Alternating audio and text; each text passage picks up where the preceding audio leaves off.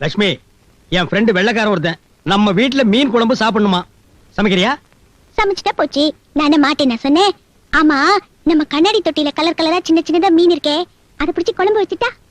ஏய், என்னது? அதெல்லாம் அழகுக்காக வளர்க்கறது, கொன்னுடாத. மீன் எல்லாம் அழகுக்காக வளர்ப்பாங்க, நம்ம ஊர்ல எந்த மீன் கிடைச்சாலும் திங்கிறதுக்கு தான். ஏய், சொல்றதை செய். பெரிய மீனா வாங்கிட்டு வந்து கட் பண்ணி குழம்பு வை.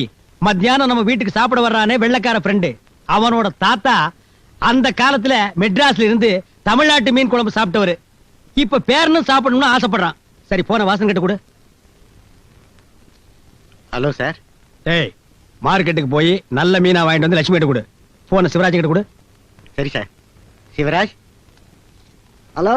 டேய், இன்னைக்கு நீ எதுவுமே செய்ய வேண்டாம். இந்த மீன் குழம்பு வைக்கிற வேலையை லட்சுமி கிட்ட விட்டுரு.